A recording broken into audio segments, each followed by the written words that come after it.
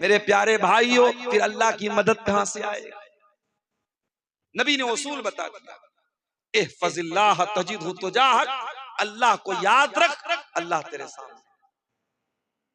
ये बात अल्लाह के नबी 8 साल के बच्चे को सिखा रहे। और अगला जुमला सुनिए, अल्लाह के प्यारे नबी फरमाते हैं, वालम अन्नल उम्मता लविज्तमात अला अन यनफऊका बिशैइन ला यनफऊका इल्ला बिशैइन क़द कतबहुल्लाहु लक। ऐ मेरे बच्चे, सारी दुनिया मिलकर के अगर तुझे कोई फायदा पहुंचाना चाहे, तेरा कोई फायदा नहीं पहुंचा सकती सिवाय उसके जो तेरे मुकद्दर में लिखा है। हमारी मस्जिदें बन गई, हमारी ईदगाह बन गई, हमने कागज क्यों नहीं ठीक किया? हमने ये सोचा साहब फला की सरकार है, वो हमारे बड़े फेवर में है, बड़े हमारे हक में है, हमें जरूरत नहीं।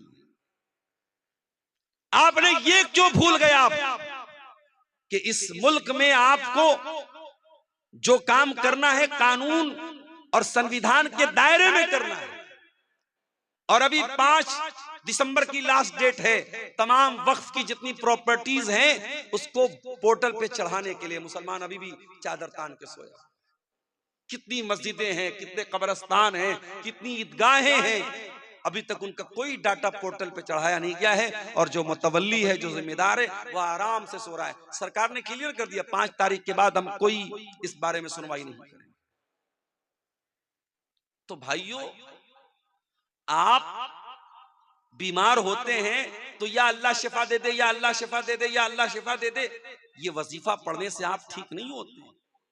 आप डॉक्टर के पास जाते हैं, दवा लेते हैं, इलाज कराते हैं, उसके बाद आप अल्लाह से कहते हैं अल्लाह तू शिफा दे।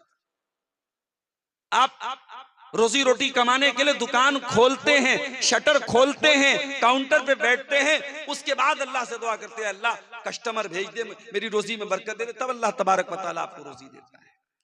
दुनिया दारुल अस्बाब है। आप यहां चुपचाप हाथ पैर के तोड़ के बैठ के दूसरों के भरोसे रहेंगे तो ये दुनिया, याद रखिए, ये दुनिया का उसूल है, ये दुनिया दूसरों को कुचल करके आगे बढ़ना जानती है।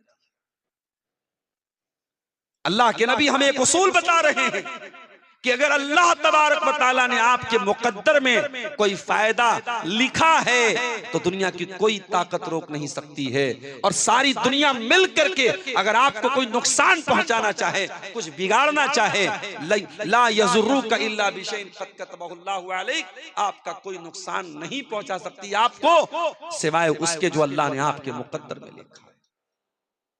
आप अपनी मजबूती कर लीजिए, अपने हालात को ठीक कर लीजिए, अपनी तमाम चीजों को दुरुस्त कर लीजिए। उसके बाद भी अगर कोई इस मुल्क के नागरिकों को इस मुल्क से निकालने की बात करेगा तो फिर उसके बाद हम देखेंगे कि हमें कौन सा कदम उठाना है। जाहिर है कि हम इतने बुज़दिल और कमजोर भी नहीं है कि हमारी जानो माल और हमारी इज्जत व आबरू पर हमला हो और हम खामोश बैठे रहें, ये तो नहीं हो सकता। अल्लाह के प्यारे नबी सल्लल्लाहु अलैहि वसल्लम ने अगर कोई इंसान अपने सेल्फ डिफेंस में, अपनी आत्मरक्षा में अगर कोई लड़ते हुए मर जाए, अल्लाह के नबी ने उसे शहीद का दर्जा दिया। मन कुतिला दून नफ्सिही फहुवा शहीद, मन कुतिला दून मालिही फहुवा शहीद। जो अपने माल को बचाने के लिए अपनी जान की हिफाजत करते हुए अगर कत्ल हो जाए तो अल्लाह के नबी ने उसको शहीद का दर्जा दिया है। तो इस्लाम आपको बुज़दिली नहीं सिखाता है, माफ कीजिए। और ये जो कलमा हम पढ़ते हैं, कलमा तौहीद, ला इलाहा इल्लल्लाह, ये कलमा भी हमें बहादुर बनाता है। इस कलमे को पढ़ने के बाद मेरे प्यारे भाइयों, इस कलमे पर डटे रहना है, जमे रहना है, हालात जैसे भी आ जाएं, इस कलमे से पीछे नहीं हटना है। जो पीछे हट जाए वो अपने ईमान की खैर बनाए, वो मुसलमान नहीं है। इन्नल्लज़ीना क़ालू रब्बुनल्लाह सुम्मा इस्तक़ामू ततनज़्ज़लु अलैहिमुल मलाइकतु अल्ला तख़ाफ़ू वला तहज़नू व अबशिरू बिल जन्नतिल्लती कुन्तुम तुअदून। जो लोग अल्लाह को अपना रब मानते हैं और फिर उसके ऊपर डर जाते हैं। अल्लाह के फरिश्ते आकर के उनको तसल्ली देते हैं कि तुम डरो नहीं, तुम परेशान ना हो, अल्लाह की मदद तुम्हारे साथ है। तुम्हें गमगीन होने की कोई जरूरत नहीं है, तुम्हें परेशान होने की कोई जरूरत नहीं है। अगर दुनिया में तुम परेशान भी रहोगे, हलाक भी हो जाओगे, आखिरत में तुमको जन्नत मिलेगी। तुम्हें परेशान होने की कोई जरूरत नहीं है। मेरे प्यारे भाइयों, हजरत बिलाल को कौन भूल सकता है। उनका मालिक उमैया बिन खल्फ उनको तपती रेत पे लिटा दिया करता था, सीने पर गर्म पत्थर रख देता था और उनको वार्निंग देता था, ऐ बिलाल हम तुझे टॉर्चर करना बंद कर देंगे, हम तुझे तकलीफें देना बंद कर देंगे, हम तुझे सताना बंद कर देंगे। ऐ बिलाल बस तू मोहम्मद के दीन को छोड़ दे, तू इस्लाम को छोड़ दे, तू तौहीद को छोड़ दे। बिलाल कोई हैंडसम और खूबसूरत तो नहीं थे, बिलाल काले कलूटे थे, बिलाल गुलाम थे, बिलाल हबशा के रहने वाले थे, मगर बिलाल के काले सीने में जो दिल था वो दिल बड़ा रोशन, बड़ा नूरानी था। वो दिल अल्लाह की तौहीद से भरा हुआ था, वो दिल अल्लाह की मोहब्बत से भरा हुआ था। बिलाल का सीना छलनी हो रहा है, बिलाल की पीठ अरब की तपती रेत पर पिघल रही है, मगर बिलाल की जबान से क्या निकलता है? बिलाल कहते हैं अहद अहद, मेरा अल्लाह एक है, मेरा रब एक है, मेरा माबूद एक है। उस एक अल्लाह की तौहीद के साथ मैं कोई समझौता करने को तैयार नहीं। हजरत खुबैब इब्न अदी को देखो, सूली पे चढ़ाया जा रहा है। सूली पे चढ़ाने के पहले खुबैब से कहा गया है, खुबैब क्या तो तेरी कोई आखिरी ख्वाहिश है तो तू पूरी कर ले। खुबैब ने कहा मैं 2 रकात नमाज पढ़ना चाहता हूं, कब पढ़ ले। खुबैब ने वजू बनाया, 2 रकात नमाज पढ़ी और बहुत हल्की नमाज पढ़ी और सलाम फेरने के बाद कहा, ऐ मक्का के काफिरों, अगर मुझे इस बात का डर न होता कि कहीं तुम ये न समझो कि मैं मौत के डर से नमाज को लंबा कर रहा हूं, मैं थोड़ी और लंबी नमाज पढ़ता। उसके बाद खुबैब को सूली पे चढ़ाने की तैयारी हो गई, खुबैब की जान लेने की तैयारी हो गई।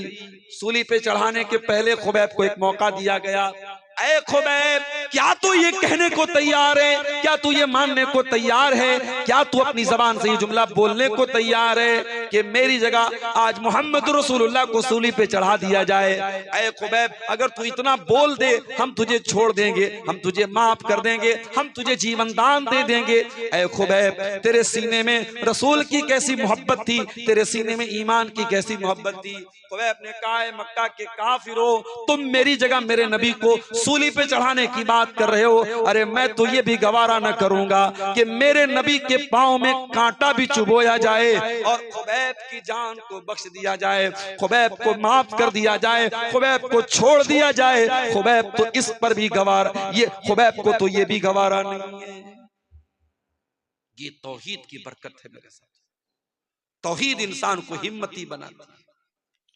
हजरत सुमैया को देखो, है तो वो एक औरत, दुनिया वाले कहते औरत बड़ी कमजोर होती है, औरत बड़ी जज्बाती होती है, औरत बड़ी नाजुक होती है। मैं कहता हूं अगर औरत ईमान वाली बन जाए, तौहीद वाली बन जाए, इस्लाम वाली बन जाए, ये पहाड़ों से ज्यादा मजबूत बन सकती है। सुमैया बूढ़ी हो चुकी हैं, जवान बेटा उनका अम्मार है और उनके शौहर यासिर हैं। बाप शौहर के सामने बीवी और माँ के सामने बेटे को ये धमकी दी जा रही है। अबू जहल ये धमकी देता है, ऐ सुमैया बिन्त खय्यात, अगर तूने इस्लाम न छोड़ा, अगर तूने मोहम्मद का दीन न छोड़ा, ऐ सुमैया हम तेरे बदन के कपड़े उतार देंगे, हम तुझे मादर जात नंगा कर देंगे, हम तुझे सर से पैर तक नंगा कर देंगे, निर्वस्त्र कर देंगे, तेरे बदन के कपड़े उतार देंगे। सुमैया बिन्त खय्यात इस्लाम छोड़ने को तैयार नहीं, तौहीद से समझौता करने को तैयार नहीं, मोहम्मद का दीन छोड़ने को तैयार नहीं।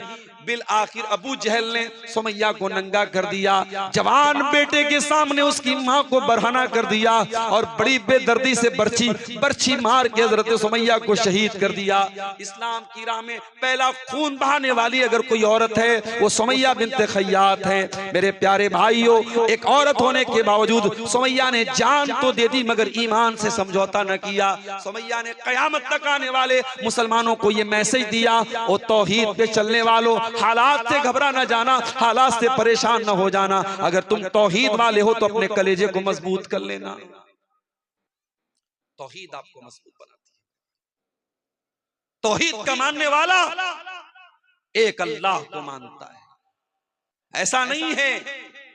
नवंबर में उसका माबूद कोई और है, दिसंबर में कोई और है, जनवरी में कोई और है, फरवरी में कोई और है, गर्मी का देवता कोई और है, जाड़े का देवता कोई और है, दौलत कोई और दे रहा है, ताकत कोई और दे रहा है। ऐसा नहीं है। उसे दौलत अगर मांगनी हो अल्लाह से मांगेगा, उसे शिफा मांगनी हो अल्लाह से मांगेगा। हजरत यूसुफ अलैहिस्सलाम को देखो, यूसुफ कहां पहुंच गए? जेल में पहुंच गए। जबकि हजरत यूसुफ नबी थे, बाप भी नबी थे, वो भी नबी थे, बहुत खूबसूरत थे हजरत यूसुफ अलैहिस्सलाम। लेकिन हालात देखो मेरे भाइयों, बेकसूर होने के बावजूद, बेगुनाह होने के बावजूद यूसुफ अलैहिस्सलाम जेल की काल कोठरी में पहुंच गए। और ये मत समझना कि जेल में जब वो पहुंच गए तो उसको वो मुसीबत समझ रहे थे। वो खुद अल्लाह से दुआ मांग रहे थे, अल्लाह मुझको जेल में पहुंचा दे। क्यों दुआ मांग रहे थे? आओ उनकी दुआ पढ़ के सुना देता हूं। कितनी प्यारी दुआ करते हजरत यूसुफ अलैहिस्सलाम। कहते रब्बिस सिजनु अहब्बु इलैया मिम्मा यदऊननी इलैहि। ऐ अल्लाह, ये औरतें, ये मिस्र की औरतें मुझसे गलत काम करवाना चाहती हैं। ऐ अल्लाह, ये अजीज मिस्र की बीवी मुझसे ज़िना करवाना चाहती है। ऐ अल्लाह, ये मुझसे गलत काम करवाना चाहते हैं। ऐ अल्लाह, रब्बिस सिजनु अहब्बु इलैया मिम्मा यदऊननी इलैहि। ऐ अल्लाह, ये औरतें मुझसे जो काम करवाना चाहती हैं उससे बेहतर तो ये है, ऐ अल्लाह मुझे तू जेल की काल कोठरी में डाल दे। व इल्ला तसरिफ अन्नी कैदहुन्ना अस्बु इलैहिन्ना व अकुम मिनल जाहिलीन। और ऐ अल्लाह, अगर तूने इनकी चाल को नाकाम नहीं किया, अगर तूने इन औरतों की चाल को नहीं फेरा, ऐ अल्लाह मैं झुक जाऊंगा इनकी तरफ, मैं माइल हो जाऊंगा इनकी तरफ, और मैं भी जाहिलों में से हो जाऊंगा। क्योंकि औरत की चाल से बचना बड़ा मुश्किल काम है, औरत के फरेब से बचना बहुत मुश्किल काम है। अगर यूसुफ अलैहिस्सलाम जैसे पैगंबर को इस बात का डर है औरत के फंदे में वो न फंस जाएं, तो आज के कमजोर ईमान वाले नौजवानों, आप अपने दामन को भी बहुत बचा के रखिए। जमाना बहुत नाजुक है, औरत का फितना बड़ी तेजी से समाज में फैल रहा है। मैं माफ कीजिए अगर हमारी माएं बहनें सुन रही हैं, मैं जब औरत का लफ्ज बोल रहा हूं तो कोई ये ना समझे कि मैं तमाम औरतों को जिम्मेदार करार दे रहा हूं इन हालात का, नहीं। लेकिन ये अल्लाह के नबी की हदीस भी है कि दुनिया का सबसे बड़ा फितना, इस उम्मत के मर्दों के लिए सबसे बड़ा फितना औरत का फितना है। और ये औरत कब फितना बनती है? जब इस्लाम से दूर होती है, जब दीन से दूर होती है, जब बेहया होती है, जब बदचलन होती है, जब ये खूबसूरत कपड़े पहनकर मेकअप करके सज के संवर के अपने हुस्न की नुमाइश करती है, तभी औरत फितना बनती है। और यही औरत अगर इस्लाम के दायरे में रहे तो दुनिया की सबसे बड़ी नेमत बन जाती है। अल्लाह के नबी ने फरमाया, दुनिया का सबसे बड़ा खजाना तीन चीजें हैं। तीन चीजों को खजाना बना लो, तीन चीजों को स्टोर कर लो, तीन चीजों को अपने घर में बचा के रख लो। कल्बन शाकिरा व लिसानन जाकिरा व ज़ौजतन मुमिनतन तुईनुहु अला अम्रिल आखिरा। अपने सीने में ऐसा दिल पैदा कर लो जो अल्लाह का शुक्र अदा करने वाला हो। अपने मुंह में ऐसी जबान पैदा कर लो जो अल्लाह का जिक्र करने वाली हो। और ऐसी औरत अपने घर में लेके आ जाओ जो दीनदार हो और दीन में तुम्हारी मदद करे, दीन के कामों में तुम्हारी मदद करे। मेरे प्यारे साथियों, हजरत यूसुफ अलैहिस्सलाम उस औरत के फितने से बचने की दुआ करते और कहते हैं, अल्लाह मुझे तू जेल में पहुंचा दिया। अल्लाह ने यूसुफ अलैहिस्सलाम की दुआ कबूल कर ली। यूसुफ बेगुनाह थे, फिर भी जेल में पहुंच गए। और जेल में पहुंचने के बाद यूसुफ अलैहिस्सलाम आराम से नहीं बैठ गए। हम और आप होते तो जेल में पहुंच करके आंसू बहाते, हम कहां चले आए। न तो घर के जैसा बिस्तर है, न तो घर के जैसा खाना है, न माँ है पास में, न बाप है पास में। और यूसुफ नबी के बेटे हैं, पैगंबर के बेटे हैं, बड़े बाप के बेटे हैं, बड़े नाज़ो नेमत से उनको पाला गया था। और आज कहां पहुंच गए? कैद खाने में पहुंच गए। कोई अपराध भी नहीं किया, कोई कसूर भी नहीं है, लेकिन यूसुफ अलैहिस्सलाम जेल की काल कोठरी में पहुंचने के बाद भी अपने मिशन को नहीं भूलते। वो जेल के अंदर जो कैद खाने के अंदर जो साथी होते हैं उनको तौहीद की दावत देने लगते हैं, उनको इस्लाम के बारे में बताने लगते हैं। दो कैदियों से कहते हैं, या साहिब इस सिजनी अरबाबुम मुतफर्रिकून खैरुन अमिल्लाहुल वाहिदुल कहार। ऐ मेरे कैद खाने के साथियों, ये बताओ कि एक अल्लाह ज्यादा बेहतर है या कई खुदाओं को मानना ज्यादा बेहतर है? मा ताबुदून मिन दूनिही इल्ला अस्माअन सम्मैतुमूहा अंतुम व आबाउकुम मा अनज़लल्लाहु बिहा मिन सुल्तान। ऐ लोगो, तुम अल्लाह को छोड़ के जिनको पुकारते हो वो तो सिर्फ नाम है जो तुमने रख लिए, तुम्हारे बाप दादा ने रख लिए, उनकी अल्लाह ने कोई दलील नहीं उतारी है। भाई नाम रख लिया आपने, किसी का नाम रख लिया आपने गौसे आजम, सबसे बड़ा मदद करने वाले, किसी का नाम रख लिया गरीब नवाज, गरीबों को देने वाला, किसी का नाम रख लिया दस्तगीर, हाथ पकड़ने वाला, किसी का नाम रख लिया दाता देने वाला, किसी का नाम आपने रख लिया मुश्किल कुशा। आपने नाम रख लिए हैं, अल्लाह को छोड़ करके इनकी कोई हकीकत नहीं है, अल्लाह के सिवा कोई देने वाला नहीं है मेरे। तो तौहीद आपके ज़हन को सुकून देती है मेरे प्यारे साथी। तौहीद पर चलने वाला एक रास्ते पर चलता है। प्राणपुर से कटिहार जाने वाला रास्ता अगर हमको पकड़ना है और हम पीछे मनिहारी का रास्ता पकड़ लें, कहीं और निकल जाएं, हम मंजिल से भटक जाएंगे। अगर आप तौहीद पर चल रहे हैं तो तौहीद आपको सिरात मुस्तकीम के रास्ते पे लेके जाएगी, जन्नत के रास्ते पे लेके जाएगी। और यही वजह है तौहीद पर चलने वाला वो इधर उधर भटकता नहीं, कभी यहां कभी वहां नहीं रहता है, वो एक प्लेटफॉर्म पे रहता है। इहदिनस सिरातल मुस्तकीम। वो पांचों टाइम अल्लाह से यही दुआ करता है, अल्लाह हमको सिरात मुस्तकीम पे कायम रख, हमको इसी सीधे रास्ते पे चलने की तौफीक दे। तौहीद पे चलने वाला सुकून की दौलत से माला माल होता है। मेरे प्यारे नौजवान साथियों, आपसे एक बात कहना चाहता हूं, सुकून किस चीज का नाम है? क्या ज्यादा पैसा कमा लेने का नाम सुकून है? माफ करना, बड़े बड़े अरबपतियों को रात में सोने के लिए स्लीपिंग पिल्स लेनी पड़ती है, नींद की दवाएं लेनी पड़ती हैं। और किसी गांव का कोई गरीब आदमी रात में साग रोटी खा लेता है, मछली भात खा लेता है, दाल चावल खा लेता है और आराम से सो जाता है। इसका मतलब यह हुआ कि सुकून का ताल्लुक पैसे से नहीं है। जितने सुकून के साथ वो गरीब आदमी अपनी झोपड़ी में सो रहा है, वो करोड़पति महल में उतने सुकून से नहीं सो रहा है। इसीलिए बहुत ज्यादा दौलत के पीछे ना भागो मेरे प्यारे भाइयों। दौलत कमाओ, दौलत जरूरी चीज है, लेकिन अगर दौलत मिल गई, हलाल तरीके से मिल गई, तो हराम रास्तों पे न जाना, वरना सुकून की दौलत छिन जाएगी। अल्लाह के प्यारे नबी बड़ी प्यारी बात इरशाद फरमाते हैं, लैसल गिना अन कसरतिल अरबी वलाकिन्नल गिना गिनन नफ्सी। अरे ज्यादा पैसा हो जाना, ज्यादा सामान हो जाना, ये दौलत नहीं है, ये मालदारी नहीं है। असल मालदारी यह है कि इंसान का दिल मालदार हो जाए, इंसान का नफ्स गनी हो जाए, इंसान दिल का मालदार हो जाए।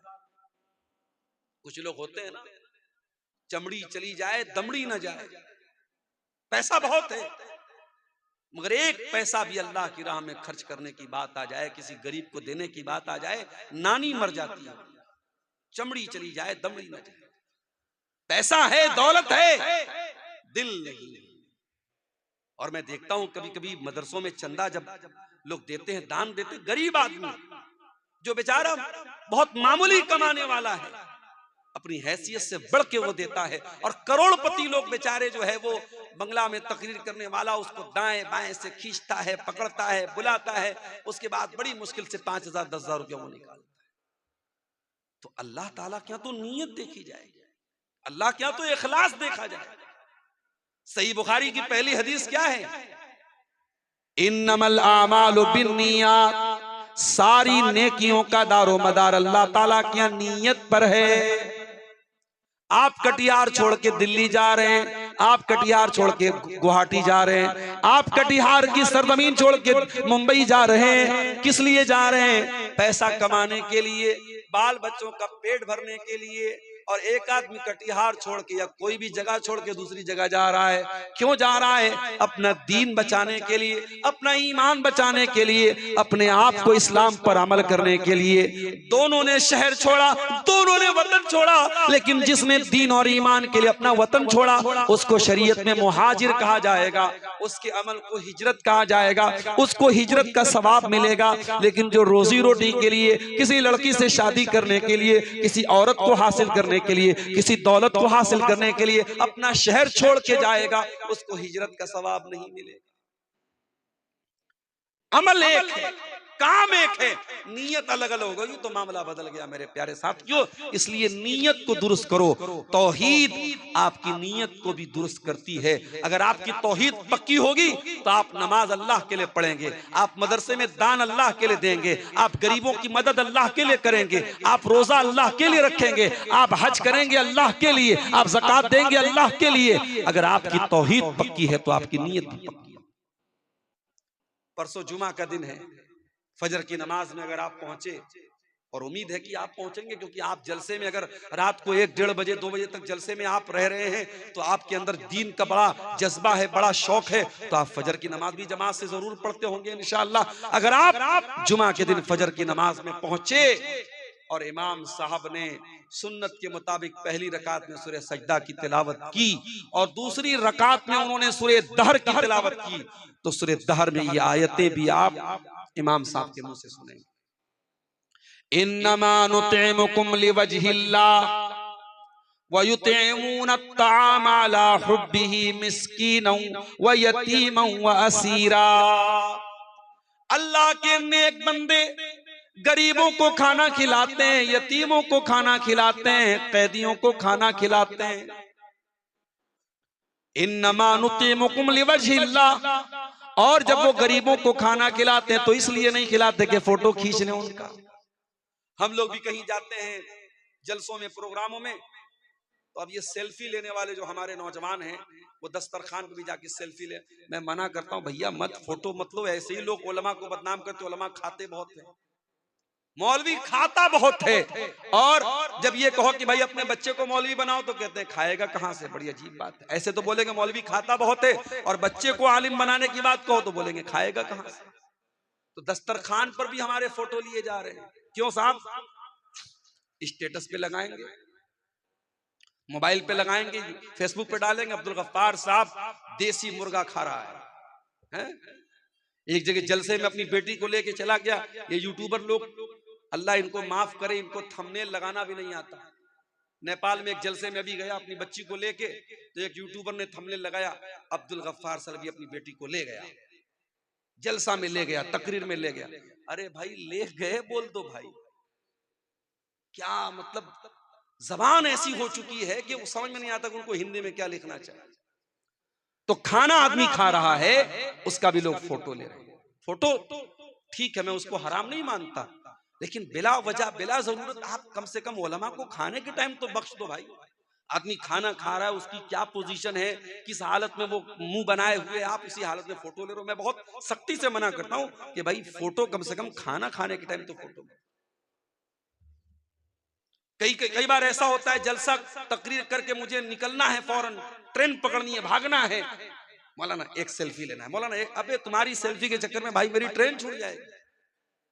तो फोटो लेने का, सेल्फी लेने का बड़ा शौक है। तो बात ये किससे निकली? खाने से बात निकली। अल्लाह के नेक बंदे खाना खिलाते हैं गरीबों को, लेकिन जब खाना खिलाते हैं तो थैंक यू सुनने के लिए नहीं, जज़ाकल्लाह खैर सुनने के लिए नहीं, शुक्रिया सुनने के लिए नहीं। कहते इन्नमा नुतिमुकुम लिवजहिल्लाह, हम तुम्हें अल्लाह ताला की रजा के लिए खाना खिला रहे हैं। ला नुरीदु मिनकुम जज़ाअन वला शुकूरा, हमें तुमसे कोई बदला नहीं चाहिए, हमें तुमसे कोई शुक्रिया नहीं चाहिए। इन्ना नखाफु मिर रब्बिना यौमन अबूसन कमतरीरा, हम तो अल्लाह के अजाब से डरते हैं, हम तो कयामत के दिन से डरते हैं, और इसलिए हम तुमको खाना खिला रहे हैं। मेरे प्यारे भाइयों, तौहीद में मजबूत हो जाओगे तो नीयत भी अच्छी हो जाएगी। मदीना में एक आदमी का इंतकाल हो गया। इंतकाल के बाद जब उनको जनाजे के लिए उनको जब नहलाया जाने लगा, जब उनको मैयत को गुस्ल दिया जाने लगा, उनकी पीठ के ऊपर बड़े बड़े मोटे मोटे निशान पाए गए बोरे के।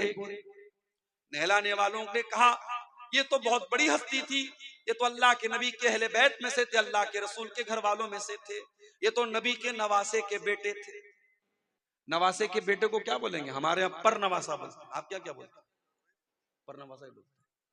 नबी के पर नवासे हैं, ये नवासे के बेटे हैं। अली इब्ने हुसैन उनका नाम था। उनको गुस्ल दिया जा रहा है और पीठ पर मोटे मोटे बोरे के निशान। नहलाने वालों ने लोगों से पूछा क्या मामला है, इनकी पीठ पर ये निशानात कैसे हैं? बात उड़ते उड़ते मदीना में फैल गई।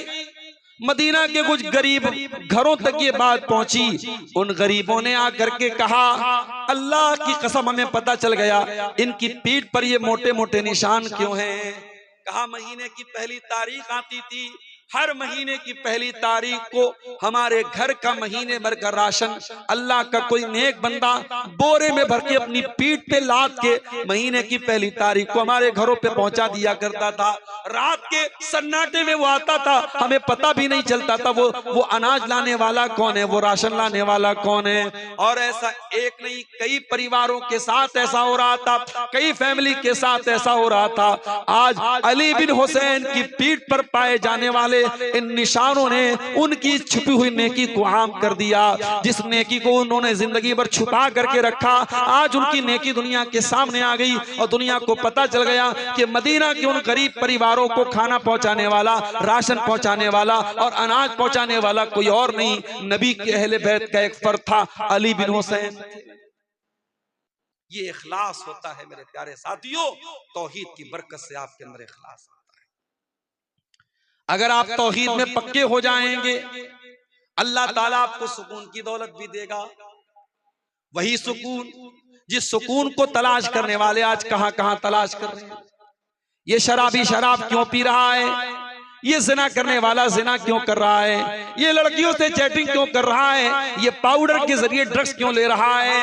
इन तमाम लोगों से पूछ तो कहते हम तो सुकून के लिए ऐसा कर रहे हैं। शराब पीने वाला सुकून के लिए शराब पी रहा है, सिगरेट पीने वाला सुकून के लिए सिगरेट पी रहा है, खैनी खाने वाला सिगरेट के लिए सुकून के लिए खैनी खा रहा है। यानी जितने ये नशे की चीजें हैं ये सब सुकून के लिए कर रहा है। ऐ सुकून की तलाश में ये हराम काम करने वालों, ऐ शराब में डूबे इंसानों, ऐ नशे की लत में मुब्तला नौजवानों, ऐ लड़कियों से चैटिंग करके अपने आप को सुकून पहुंचाने का ख्वाब देखने वालों, आओ कुरान तुमको बताता है सुकून कहाँ मिलेगा। कुरान तुमको नुस्खा बताता है, कुरान तुमको तरीका बताता है। अला बिज़िक्रिल्लाहि तत्मइन्नुल कुलूब। मेरे बंदो तुम्हें सुकून मिलेगा तो अल्लाह के जिक्र में मिलेगा, तुम्हें सुकून मिलेगा तो अल्लाह के कलाम में मिलेगा, तुम्हें सुकून मिलेगा तो अल्लाह को याद करके मिलेगा। आज कितने मुसलमान हैं उनके घर में 24 घंटे में एक बार कोई अल्लाह का नाम लेने वाला, कोई एक आदमी भी नमाज पढ़ने वाला नहीं, कोई एक औरत भी कुरान पढ़ने वाली नहीं। दिन रात मोबाइल पे गाने बज रहे हैं, दिन रात बच्चों के हाथ में मोबाइल, बड़ों के हाथ में मोबाइल, गाने बजाने मुसलमानों के घरों में बज रहे हैं। ओ लोगों, आपने बिल्डिंगें तो बड़ी आलीशान बना ली, आपने मकान तो बड़े अच्छे बना लिए, मगर माफ करना अगर आपके घरों में अल्लाह का नाम नहीं लिया जा रहा है, अगर आपके घरों में अल्लाह का जिक्र नहीं हो रहा है, मैं नहीं कह रहा हूं, अल्लाह के प्यारे नबी फरमा रहे हैं ऐसा घर मुर्दा है, मुर्दा। आपने फरमाया मसलुल बैतिल्लज़ी युज़करुल्लाहु फीही वल बैतिल्लज़ी ला युज़करुल्लाहु फीही मिस्लल हय्य वल मय्यित। जिस घर में अल्लाह का नाम लिया जाए वो घर जिंदा है, और जिस घर में अल्लाह का नाम ना लिया जाए वो घर मुर्दा है। हमारे घर मुर्दा हो चुके हैं। जिन घरों में अल्लाह का नाम न लिया जाए उन घरों में सुकून कहां से आएगा। अगर आज बच्चे माँ बाप की बात नहीं मानते, माँ बाप बच्चों के साथ नाइंसाफी कर रहे हैं, भाई भाई से लड़ाई कर रहा है, देवरानी जेठानी में आज अगर झगड़े हो रहे हैं, ननद और भाभी में झगड़े हो रहे हैं, तो मेरे प्यारे साथियों घर में सुकून आए तो कहां से आए, बरकत आए तो कहां से आए। बरकत का तो तरीका हमने खो दिया है, सुकून का तरीका हमने खो दिया है। कुरान कहता है अला बिज़िक्रिल्लाहि तत्मइन्नुल कुलूब, आओ अल्लाह के जिक्र से तुमको सुकून मिलेगा। अभी मैं आज एक साइंसदान के बारे में पढ़ रहा था। थाईलैंड की एक यूनिवर्सिटी चियांग माऊ एक यूनिवर्सिटी है, उसमें एक प्रोफेसर हैं जो एनाटॉमी के प्रोफेसर हैं, और उनका नाम क्या है? उनका नाम है तेजा तेलाक। वो थाईलैंड के हैं, थाई प्रोफेसर है, एनाटॉमी के वो प्रोफेसर है। और वो एनाटॉमी का मतलब होता है इंसान के बदन की जो पार्ट्स ऑफ बॉडी हैं, जो शरीर के जो अंग हैं, उस पर वो रिसर्च करते हैं, उसके बारे में वो तहकीक करते हैं। थाईलैंड की उस यूनिवर्सिटी के प्रोफेसर साहब ने जब तहकीक करना शुरू किया, रिसर्च करना शुरू किया, एक सवाल बार बार उनको डिस्टर्ब कर रहा था कि इंसान की बॉडी में जो दर्द होता है, उस दर्द को बदन का कौन सा हिस्सा रिसीव करता है? इंसान की बॉडी में वो जो दर्द होता है, जो पेन होता है, उस दर्द को बॉडी कैसे फील करती है, बॉडी कैसे महसूस करती है? सबसे पहले बॉडी का कौन सा ऐसा अंग है जो दर्द को फील करता है? डॉक्टर साहब परेशान थे, प्रोफेसर साहब परेशान थे। अचानक किसी ने एक दिन उनको कुरान दे दिया। कुरान पढ़ते हुए सूरह निसा की आयत उनकी आंखों से गुजरी। अल्लाह ने फरमाया, कुल्लमा नज़िजत जुलूदुहुम बद्दलनाहुम जुलूदन गैरहा। जब जहन्नमी जहन्नम में डाले जाएंगे, उनके बदन की चमड़ी जल जाएगी, खराब हो जाएगी, हम नई चमड़ी चढ़ा देंगे, हम नई चमड़ी चढ़ा देंगे। ले यज़ूक़ुल अज़ाब, ताकि बार बार वो अजाब का मजा चखें, उनको अजाब का दर्द फील हो, उनको अजाब का दर्द महसूस हो। प्रोफेसर साहब ने जब कुरान की आयत पढ़ी, उन्होंने कहा इसका मतलब ये हुआ कि शरीर में अगर कोई अंग है जो दर्द को सबसे पहले फील करता है, सबसे पहले रिसीव करता है, तो वो इंसान की स्किन है, इंसान की चमड़ी है, इंसान की त्वचा है। डॉक्टर साहब ने, वीडियो मौजूद है यूट्यूब पर, आप जाके देख लीजिए। सऊदी अरब में एक बहुत बड़ी कॉन्फ्रेंस हुई और उस कॉन्फ्रेंस में खड़े होकर के उन्होंने इस्लाम कबूल किया, ला इलाहा इल्लल्लाह मुहम्मद रसूलुल्लाह का कलमा पढ़ा, और उन्होंने कहा 1400 साल पहले अरब के एक उम्मी को ये बात किसने बताई जो मेरी पूरी जिंदगी की रिसर्च का निचोड़ है, पूरी जिंदगी मेहनत करने के बाद और तहकीक करने के बाद जो बात मैं बता रहा हूँ, कुरान हकीम 1400 साल पहले वो बात कैसे बता रहा है? इसका मतलब ये कुरान अल्लाह का कलाम। मेरे प्यारे साथियों, आज अगर आप तौहीद पर पक्के हो जाएं, आप अल्लाह का जिक्र और कुरान अगर आप पढ़ना शुरू करें, आप जब बड़े बड़े प्रोफेसर और बड़े बड़े पढ़े लिखे लोगों के दिल की दुनिया बदल गई, आपके दिल की दुनिया भी बदल जाएगी। मगर हमारा दिल का आलम यह है, हमारा दिल बड़ा कठोर हो चुका है मेरे साथी। ये दिल बड़ा सख्त हो चुका है, ये दिल बड़ा कठोर हो चुका है। कुरान कहता है, लौ अंज़लना हाज़ल कुरान अला जबल, इस कुरान को हमने किसी पहाड़ के ऊपर भी उतारा होता तो पहाड़ भी अल्लाह के खौफ से रेजा रेजा हो जाता। लरअयतहु खाशियम मुतसद्दिअम मिन खशियतिल्लाह। इस कुरान के अंदर वो पावर है कि बड़े बड़े पहाड़ को भी चकनाचूर कर सकता है, लेकिन इंसान के दिल पर आज कुरान का कोई असर नहीं हो रहा है। क्यों? क्योंकि पहाड़ से ज्यादा कठोर हो चुका है इंसान का दिल। मेरे प्यारे साथियों, सुकून की दौलत भी इसी कुरान के जरिए मिलेगी, इसी अल्लाह के जिक्र के जरिए मिलेगी। और जो आदमी तौहीद के रास्ते पर चलता है, उसके दिल को अल्लाह ताला सुकून की दौलत से भी माला माल कर देता है। मूसा अलैहिस्सलाम को देखिए, बनी इस्राइल को लेके जा रहे हैं, फिरौन को पता चला, फिरौन ने पीछा किया, सामने दरियाए कुलजुम आ गया। मूसा अलैहिस्सलाम के साथियों ने क्या किया है, मूसा इन्ना लमुद्रकून, अब तो हम पकड़ लिए जाएंगे, अब हमें कौन बचाएगा? मूसा अलैहिस्सलाम ने बड़े इत्मीनान से जवाब दिया, कल्ला इन्ना मइया रब्बी सयहदीन, ऐ मेरी कौम के लोगों, मेरा रब मेरे साथ है, मेरा अल्लाह मेरे साथ है, वो जरूर कोई ना कोई रास्ता निकालेगा। ये सुकून हजरत मूसा